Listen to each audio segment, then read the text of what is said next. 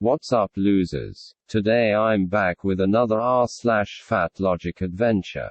Checking out a couple of intriguing fat acceptance posts, sharing my thoughts on them, and having a few laughs at their expense. This is episode 130 in the fatlogic series. And I'm ready to be wowed by some fat activist brilliance. So without further ado, let's get into it. The first step you, as a thin person, can do to start combating fat phobia, both internal and external, even before listening to fat people and their stories, is start noticing it. Just work on yourself, and play I Spy until you notice it. Look around the streets of your city. Look at people. Look at their bodies and sizes. Then look at everything else. Look at the ads that exclusively show thin people selling everything, even things that have nothing to do with thinness. Toothpaste, garden supplies, jewelry. Look at your social media feed. Are there fat people there? Do artists that you follow ever draw fat people? Are blurbos on your Tumblr dashboard ever fat characters? Are your own OCs ever fat? Are comedians you watch on YouTube fat? Do they make fat jokes? Look at the seats in the bus you take to work. Ask yourself, why are they this size? Look at the clothing sizes in the thrift store or regular store you go to for your socks and underwear. How big is the biggest basic t-shirt they offer? What about a basic blazer that one could wear to a job interview? Have you ever been to a plus-size section? Does your store have one? What are the prices like there? Is the selection same as in regular section? Are you feeling extra curious? Open up a search engine, type in weight limit furniture, and click on a couple of top results. Just read. Ask one question. Why are there no fat people selling you toothpaste?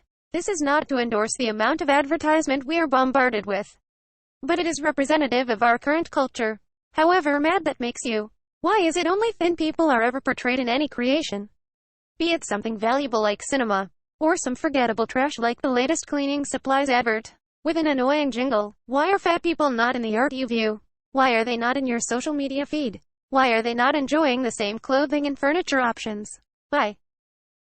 And then, if you have fat friends, go and talk to them. If you don't have fat friends, ask yourself why you don't. Count the amount of fat people you see on streets every day versus the amount of fat people you see in any other medium. Recall the last time you saw a fat character in art, and that character was a positive one, and treated with respect. Wow, that was rather a long post. I feel exhausted having just read it. And that's without even putting its directives into action in my day-to-day life. Imagine how tired I'm going to be after playing Fatphobia I Spy for 10 hours straight. Yeesh. No, but seriously though, my first reaction to this post was basically, you want fries with that? Because the post, for whatever else might reasonably be said about it, is undeniably demanding. It asks a hell of a lot of people, in essentially instructing us to think about fat representation all the time. I mean, sometimes I just want to watch TV or YouTube, without having to reflect on whether there should be more fat people on my screen. Call that thin privilege if you like, but it is what it is. I'm also unsure what the poster expects me to see when I look around at the world around me. Insofar as, I do actually see a decent number of fat people in media, social media, and advertising, not as many as thin people, admittedly, but not a negligible number by any means. And as for the availability of plus-size clothes, what can I say? Whenever I go to the store, there are plenty of large clothes available, up to and including sizes that I would describe as absolutely enormous, while the smaller clothes that I would actually fit into are often in rather short supply. I don't say all of this to suggest that shortages in plus-size clothing do not exist, because I'm sure that they do.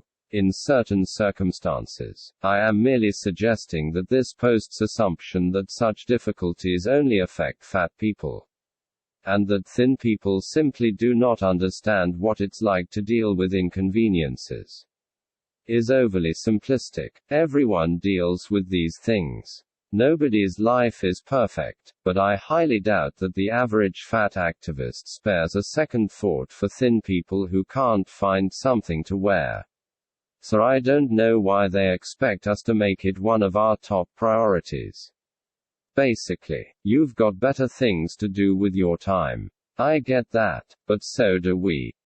As for the points about seat sizes on public transport and weight limits on chairs, I can certainly recognize how these would represent a problem for some morbidly obese people. But as callous as this sounds, I don't think that these are things that non-fat society should be held financially responsible for. And whether it says so explicitly or not, this is what would appear to follow from the post's logic. Like, if reinforced chairs for fat people are more expensive to make, they're more expensive to make. I don't think that businesses should be forced to operate at a loss to provide seating for the morbidly obese. And I don't think that thin people should be forced to pay more for their own non-reinforced chairs to compensate for the added costs. So all that remains is for fat people to pay the increased price. It might suck, but it's a consequence of their own poor decisions, not everyone else's. And fair is fair. With public transport seating, I think that we should make seats reasonably large, so that they can accommodate most fat people. But at a certain point it is just not cost-effective to keep increasing their size to accommodate absolutely everybody, because once again, it is the rest of society that will have to foot the bill for this. And that just isn't fair. All of this brings me around to my overall response to this post, which is very simple. Instead of getting thin people to go into detective mode, to try to sniff out all of the inconveniences that fat people might face, wouldn't it make more sense to just encourage fat people to lose weight, and provide them with the support necessary to do so? Because at the end of the day, even in the absence of plus-size clothing shortages, lacking media representation, and small or weak seats, obesity is severely damaging to one's health, and morbid obesity doubly so. Existing at such a massive size will bring suffering and inconvenience, one way or another, and no efforts at accommodation on the part of thin society are going to change that. I fully believe that fat people are deserving of our compassion and consideration, and that we should do what we can to assist them in their day-to-day lives, within reason. But at a certain point you have to stop making the conversation about what thin people need to do differently, and address the real issue at hand: obesity. So while I might acknowledge that some of the points in a post like this are not wholly without merit, I think that its overall contribution to the discourse is unhelpful, and that it's past time that fat activists stopped blaming thin people for all of their problems, and took a little accountability. Just one man's opinion. This is my view of my belly.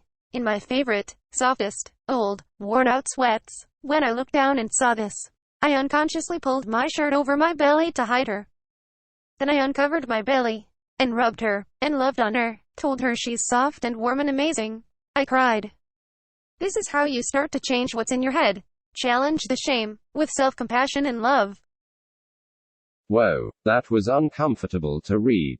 I found it pretty weird and off-putting when the fat activists were just anthropomorphizing their bodies, or their appetites. But hearing someone use the pronoun her to talk about their belly, and talking to it, yeah, that's just bizarre. I'm not even trying to be mean here. I genuinely think that this behavior, the rubbing and talking to the belly, and the crying over how soft and warm and amazing she is worrying. And I think that this poster should talk to someone. Because sure, everyone has their idiosyncrasies, but this just doesn't seem at all normal to me, and it couldn't hurt to get the input of a professional. No shade, that's just my opinion. Moving on. You are what you eat. and get in shape are both sayings based on fatphobic myths. It's time to retire these phrases. Hashtag fatphobia. Hashtag worthy thoughts. Okay, but what are the myths? That might be useful information to provide, wouldn't you say? Because the sayings don't seem at all problematic to me, and if I'm going to banish them from my conversational repertoire, I'm going to need a bit more to go on than this. The sayings themselves are pretty vague, and their meanings, as I understand them, are rather mundane. All, "you are what you eat," means, is that the food we eat is a factor when it comes to health and fitness. Which is true, and doesn't say anything about fatness one way or another. And get in shape is super vague, and means different things to different people. The fact that most people who use the expression wouldn't have fatness in mind doesn't make the expression itself anti-fat. And even if it did, as I always say, people are allowed to not want to be fat. So as long as they aren't screaming, "Get in shape," in your face, while you wait in line at McDonald's, who even cares? Surely there are more important things we could be talking about, right? Posts like this really just leave me scratching my head. Like, does this poster really think that they're achieving anything by going to war with bland health cliches? Because, no, what they're really doing is making themselves look petty, hysterical, and like they have way too much time on their hands. All of which is true, mind you, but it doesn't exactly serve their cause to make it so obvious. So if I were to offer a bit of earnest advice, fat activists, you aren't going to win any support with weak-ass shit like this. So it might be worth at least trying to talk about something that a reasonable person could possibly be moved to care about. Just a suggestion. Take it or leave it.